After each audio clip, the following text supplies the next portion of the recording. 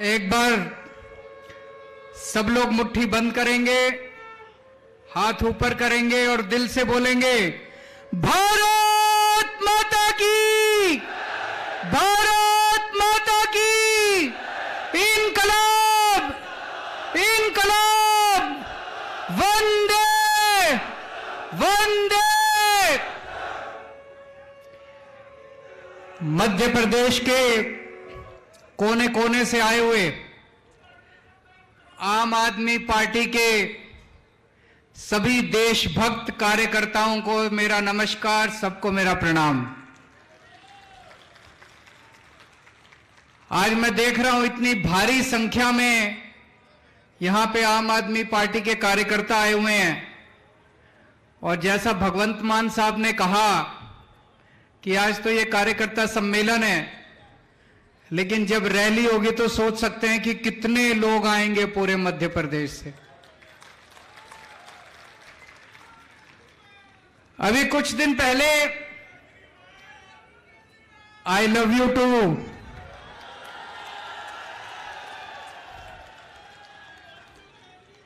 बहुत बहुत शुक्रिया।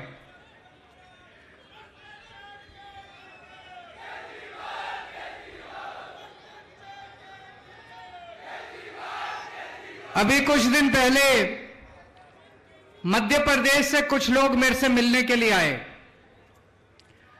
उनसे मैं बातचीत करने लगा। मैंने उनसे पूछा, मध्य प्रदेश की सबसे बड़ी समस्या क्या है? तो कोई बोला जी भ्रष्टाचार, कोई बोला बेरोजगारी,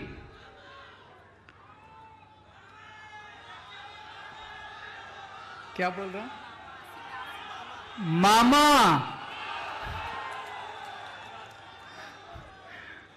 उस पे आ रहा हूं मैं, अभी उस पे भी आ रहा हूं। लोग कह रहे हैं कि मामा सबसे बड़ी समस्या है। तो कोई बोला भ्रष्टाचार, कोई बोला बेरोजगारी, कोई बोला महंगाई, कोई बोला किसानों की समस्या। एक उनमें आदमी बोला, कहता है सरकार सर जी, हमारे मध्य प्रदेश में सरकारें बेची जाती हैं और सरकारें खरीदी जाती हैं, यह सबसे बड़ी समस्या है। कहता है आज हर मध्य प्रदेश का नागरिक, हर व्यक्ति अपने आप को बेबस महसूस कर रहा है। बोला जैसे ही चुनाव खत्म हो जाते हैं, एक पार्टी अपनी रेडी लेके निकलती है, एमएलए ले लो, एमएलए ले लो, एमएलए, एक एमएलए के इतने 10 पे डिस्काउंट मिलेगा, पूरी सरकार गिरानी है तो इतने, और एक पार्टी खरीदने के लिए तैयार बैठी है। बाजार बना दिया इन्होंने पूरी की पूरी व्यवस्था को, बाजार बना दिया इन लोगों ने पूरे संविधान को, बाजार बना दिया इन लोगों ने भारतीय लोकतंत्र को। जहां पे खुलेआम एमएलए बिकते हैं, खुलेआम एमएलए खरीदे जाते हैं। आज मध्य प्रदेश का एक एक नागरिक मामा को हटाना चाहता है। पिछली बार भी हटा दिया था, लेकिन बस नहीं चलता। इसको वोट दो या इसको वोट दो, सरकार तो बीजेपी की बनेगी। एक बेचारा मध्य प्रदेश वाला कहां जाए? बेबस हो गया है मध्य प्रदेश का एक एक वोटर, बेबस हो गया है मध्य प्रदेश का एक एक आदमी। कैसे बदले इस सरकार को समझ में नहीं आ रहा लोगों को। चाहे कांग्रेस को वोट दो, चाहे बीजेपी को वोट दो, सरकार तो मामा की बनेगी, सरकार तो बीजेपी की बनेगी। इस बार चलेगी झाड़ू। अब नहीं होगा, अब नहीं होगा, अब इनका खेल खत्म। अब एमएलए बेचने और खरीदने का काम खत्म। अब आम आदमी पार्टी मध्य प्रदेश के अंदर आ गई है। जो लोग इस बार मामा को हटाना चाहते हैं, सब लोग झाड़ू पे वोट दे देना, झाड़ू का बटन दबा देना। पूरा मध्य प्रदेश बदलाव चाहता है। पूरा मध्य प्रदेश बदलाव चाहता है, चेंज चाहता है, परिवर्तन चाहता है, लेकिन बेबस थे, मजबूरी थी, कर नहीं सकते थे। अब आपको एक विकल्प मिल गया, ईमानदार पार्टी मिल गई। जैसे दिल्ली के अंदर ठीक किया, पंजाब के अंदर ठीक किया, अब मध्य प्रदेश को भी बदलेंगे और उसका ट्रेलर मिल चुका है। सिंगरौली के अंदर हमारी बहन रानी अग्रवाल सिंगरौली की मेयर बन चुकी हैं। आम आदमी पार्टी की एंट्री हो चुकी है, मध्य प्रदेश के अंदर एंट्री हो चुकी है और आने वाले विधानसभा चुनाव के अंदर पूरी की पूरी फिल्म दिखाई जाएगी। आजादी के बाद से लेके आज तक 45 साल कांग्रेस की सरकार रही, 45 साल कांग्रेस ने राज किया, 20 साल बीजेपी ने राज किया। आपने मौका देने में तो कोई कसर नहीं छोड़ी। अब ये बीजेपी कांग्रेस वाले ये नहीं कह सकते भाई हमको मौका नहीं दिया था। मौका तो बहुत दिया था, 45 साल बहुत होते हैं जी, अगर कुछ करना चाहते तो कर देते, नहीं 20 साल बहुत होते हैं, कुछ करना चाहते तो कर देते। बीजेपी वाले बहुत मौका दिया इन्होंने, बारी बारी आपने मौका दिया, बारी बारी करके लूटा इन्होंने, बारी बारी करके लूटा। अब ये नहीं कह सकते मौका नहीं दिया था, बहुत मौका दिया था। एक मौका बस इस बार आम आदमी पार्टी को दे के देख लो।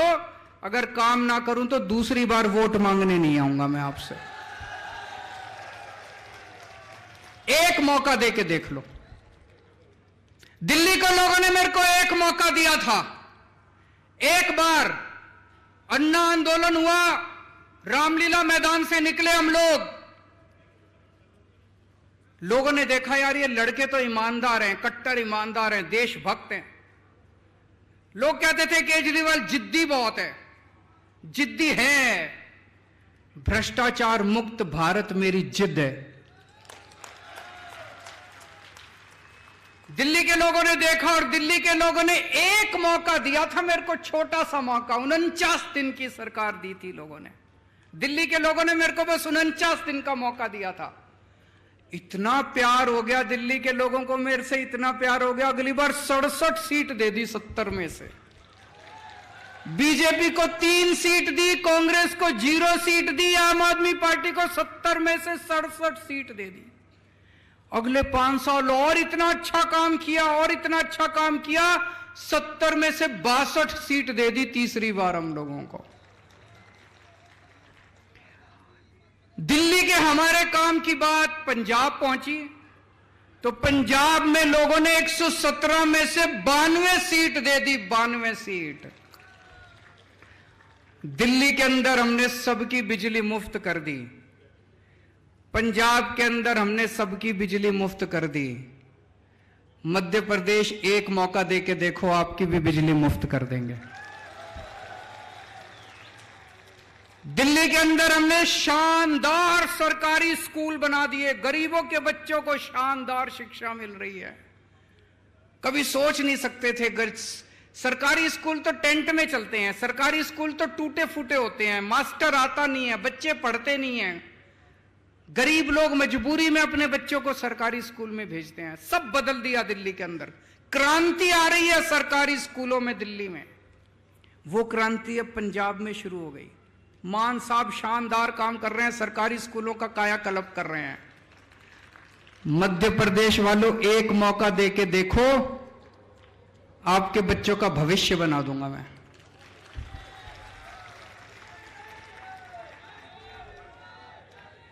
दिल्ली के अंदर गली गली में मोहल्ला क्लिनिक खोल दी हमने, सारे सरकारी अस्पताल एयर कंडीशनड बना दिए, सबका इलाज मुफ्त कर दिया दिल्ली में। अमीर हो चाहे गरीब हो, चाहे 5 रुपए की क्रोसिन लेनी हो, टेबलेट लेनी हो, या 5 लाख रुपए 50 लाख रुपए का ऑपरेशन, सब कुछ मुफ्त है।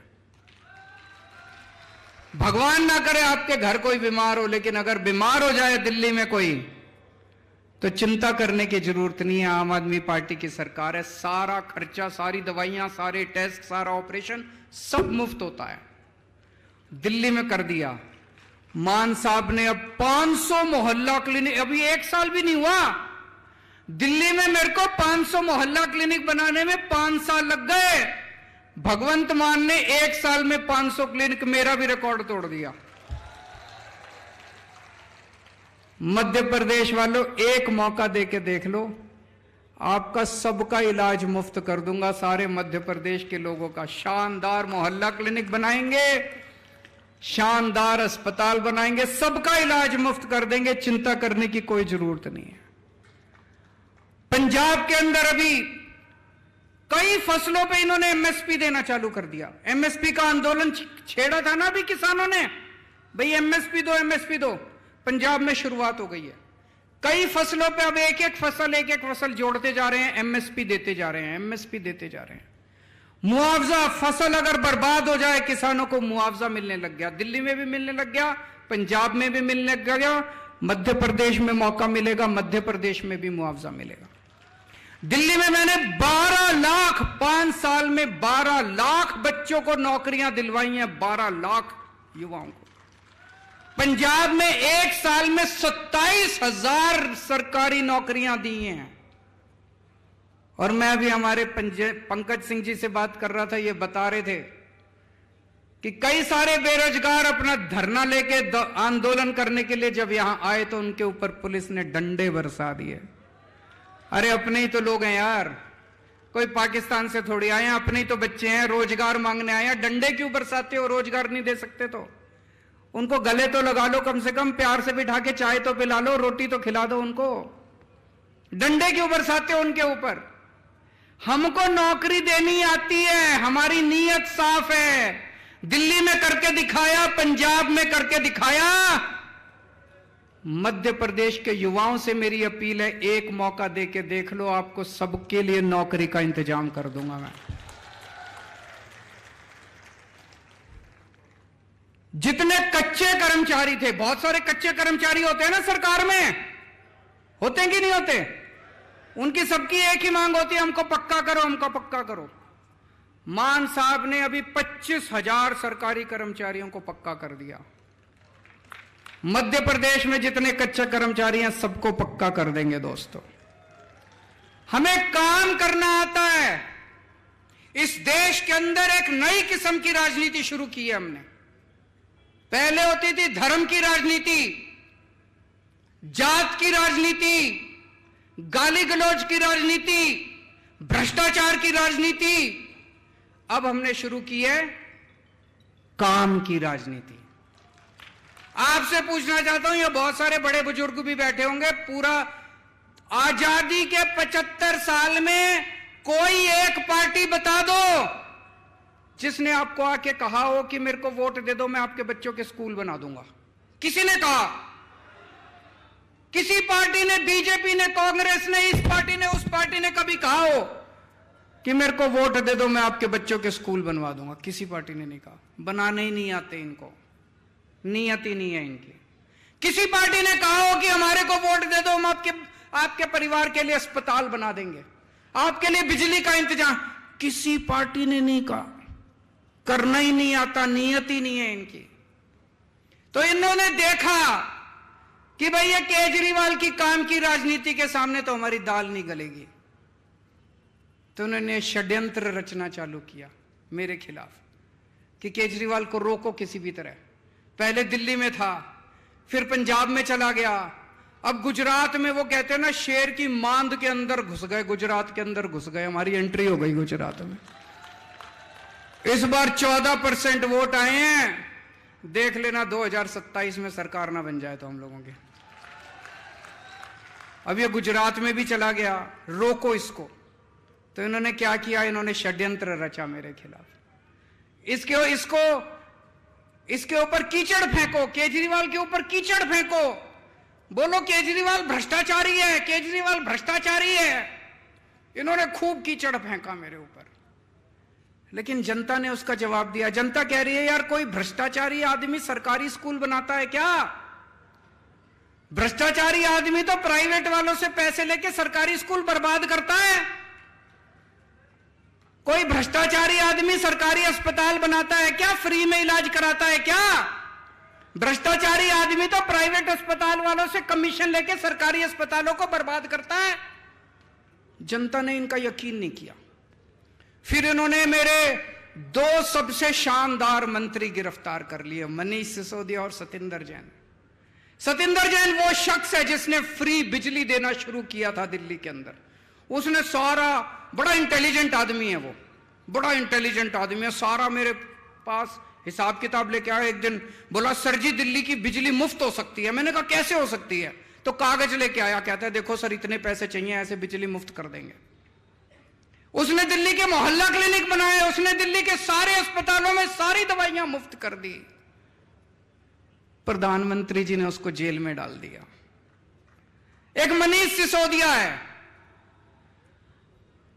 भाई साहब 75 साल हो गए आजादी के, आज भी हमारे देश का एक गरीब आदमी अपने बच्चों को अच्छी शिक्षा नहीं दे सकता। 18 करोड़ बच्चे पढ़ते हैं सरकारी स्कूलों के अंदर। 18 करोड़ बच्चों का भविष्य अंधकार के अंदर है देश के अंदर। पूरे देश में सरकारी स्कूलों का बुरा हाल है। 75 साल के बाद भगवान ने एक शख्स भेजा, मनीष सिसोदिया। उसने दिल्ली के अंदर सरकारी स्कूलों में कमाल करके दिखा दिया। भाई साहब आप जितने लोग हैं, मैं मजाक नहीं कर रहा, मैं आपको न्योता दे रहा हूं, आप दिल्ली आओ, दिल्ली के किसी सरकारी स्कूल में घुस जाना, आपको यकीन नहीं होगा, शानदार 5 स्टार बिल्डिंग है हमारे सरकारी स्कूलों की। 99.7% नतीजे आए हैं। सरकारी स्कूलों के बच्चे इंजीनियर बन रहे हैं, डॉक्टर बन रहे हैं, रिक्शे वालों के बच्चे डॉक्टर, इंजीनियर, वकील बन रहे हैं। लोग अपने बच्चों को प्राइवेट से निकाल के, बड़े बड़े प्राइवेट स्कूलों से निकाल के अब सरकारी स्कूलों में भर्ती करा रहे हैं। और प्रधानमंत्री जी ने मनीष सिसोदिया को जेल भेज दिया। उस दिन मेरे को लगा, जिस दिन प्रधानमंत्री जी ने मनीष को जेल भेजा, कि देश के प्रधानमंत्री पढ़े लिखे तो होने चाहिए।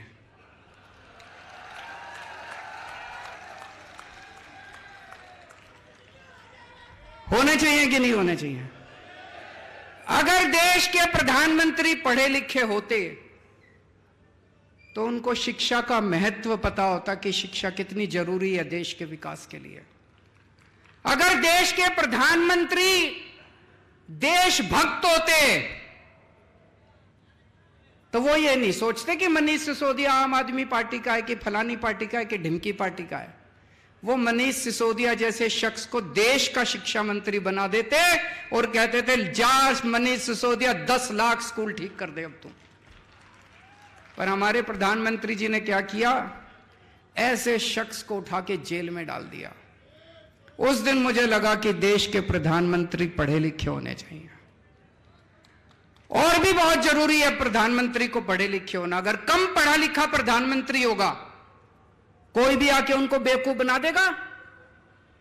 कोई आके बोलेगा सर आप नोटबंदी कर दो, भ्रष्टाचार खत्म हो जाएगा। अब अगर कम पढ़े लिखे प्रधानमंत्री, उनको समझ ही नहीं है, वो नोटबंदी कर दी उन्होंने, भ्रष्टाचार खत्म हुआ, वैसा का वैसा है, समझ ही नहीं। पढ़े लिखे प्रधानमंत्री होंगे, उनको अर्थशास्त्र की जानकारी होगी, विज्ञान की जानकारी होगी, टेक्नोलॉजी की जानकारी होगी, साइंस की जानकारी होगी। कम पढ़े लिखे प्रधानमंत्री होंगे, कोई भी बेवकूफ बना के चला जाएगा। कोई आगे बोलेगा प्रधानमंत्री जी नोटबंदी कर दो, आतंकवाद खत्म हो जाएगा। हुआ आतंकवाद खत्म? लाइनों में लगा दिया, पूरे देश में धंधे बंद हो गए, चौपट हो गया पूरा देश। इतनी बेरोजगारी हो गई, लोगों के धंधे बंद हो गए, लाइनों में लोग मर गए। ना भ्रष्टाचार खत्म हुआ, ना आतंकवाद खत्म हुआ। कम पढ़े लिखे प्रधानमंत्री होंगे, कोई आके कहेगा प्रधानमंत्री जी सबसे थाली बजवाओ, जो तरंगे निकलेंगी उससे कोरोना भाग जाएगा। पूरे देश से थाली बजवा दी, चम्मच थाली सारा देश। बोले प्रधानमंत्री कह रहे हैं तो होगा ही कुछ, भागा कोरोना। इसीलिए मैं कह रहा हूं देश के प्रधानमंत्री को पढ़े लिखे होना बहुत जरूरी है। आज यहां पे मध्य प्रदेश में इतना भ्रष्टाचार है, व्यापम घोटाला, मुझे लगता है आजाद भारत का सबसे बड़ा घोटाला होगा। कोई कह रहा 8,000 करोड़ का, कोई कह रहा 10,000 करोड़ का। 45 से ज्यादा लोग मर गए। प्रधानमंत्री जी ने किसी को जेल नहीं भेजा। क्यों? अपने थे सारे, अपने थे सारे। प्रधानमंत्री जी को मनीष सिसोदिया को जेल भेज दिया, व्यापम घोटाला दिखाई नहीं दिया। कोई मेरे को कह रहा था यहां पे एक WCD women and child department, उसमें 100 करोड़ का घोटाला हो गया। मामा जी उसके मंत्री हैं, उसमें फर्जी आंगनवाड़ी, फर्जी लाभार्थी, सारा फर्जीवाड़ा। 2200 करोड़ का कटनी हवाला। मेरे को आज मैं आ रहा था, कई सारी लिस्ट देके गए हैं लोग, इतने घोटाले, इतने घोटाले। किसी को जेल नहीं भेजते प्रधानमंत्री जी, किसी को जेल नहीं भेजते। पुरानी पिक्चरों में देखा होगा आपने, पुरानी पिक्चरों में क्या होता था? एक विलेन होता था, एक गुंडा होता था, एक ईमानदार इंस्पेक्टर होता था।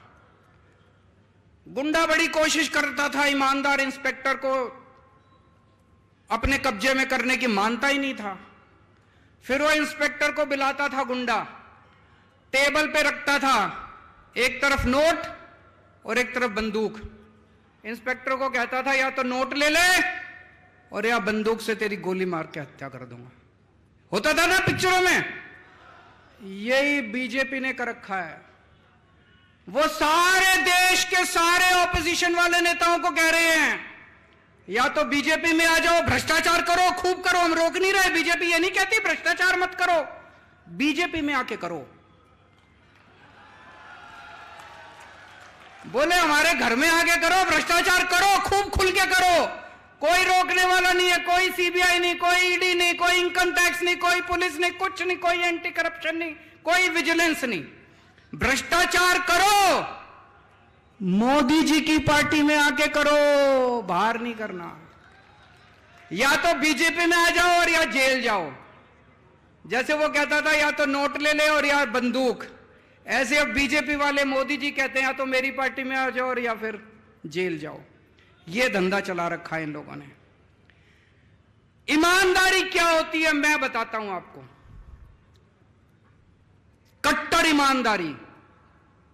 अभी पंजाब के अंदर हमारे अपने एक मंत्री, सेहत मंत्री, हेल्थ मिनिस्टर पंजाब के अंदर, हमारी सरकार है, हमारी कैबिनेट है, मान साहब मुख्यमंत्री हैं।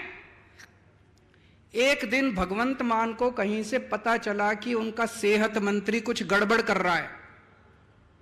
अभी मीडिया को नहीं पता था, विपक्ष को भी नहीं पता था।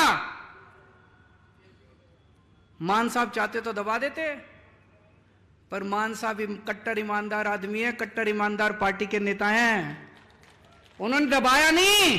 क्या किया उन्होंने? पुलिस बुला के अपने खुद के मंत्री को जेल भेज दिया।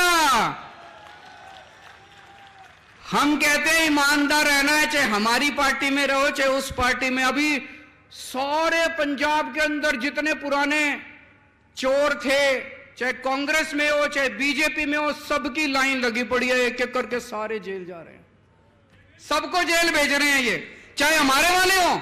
अभी थोड़े दिन पहले एक हमारा एमएलए वो पकड़ा गया। इन्होंने आप देखा, मेरे साथ बैठे थे गाड़ी में, आप देखा ना ताब, इन्होंने तुरंत पुलिस कमिश्नर को फोन करके कहा एमएलए को गिरफ्तार कर लो। हमारा अपना एमएलए था। मोदी जी, ये होती है ईमानदारी।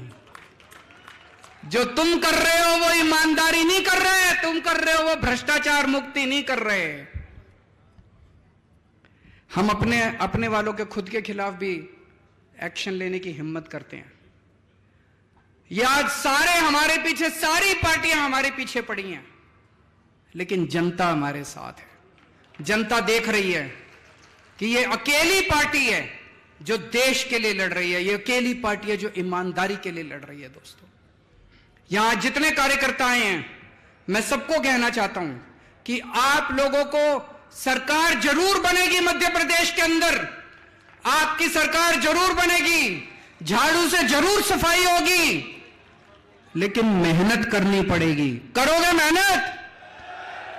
एक एक घर में जाना पड़ेगा, बैठना पड़ेगा, सबको समझाना पड़ेगा, रात दिन मेहनत करनी पड़ेगी, सारे जनता को साथ लेना पड़ेगा और अंत में मेहनत का नतीजा जरूर मीठा होगा। भगवान आपके साथ है क्योंकि आप सत्य के रास्ते पे चल रहे हो, आप ईमानदारी से काम कर रहे हो। हमारी ईमानदार पार्टी है, भगवान हमारे साथ है। हमारे पास चाहे पैसा ना हो, जैसे महाभारत के अंदर पांडवों के साथ कृष्ण जी थे और कौरवों के साथ सारी नारायणी सेना थी, इनके साथ इनके पास दल बल सब कुछ है, हमारे साथ ऊपर वाला है, हमारे साथ भगवान कृष्ण है। भारत माता की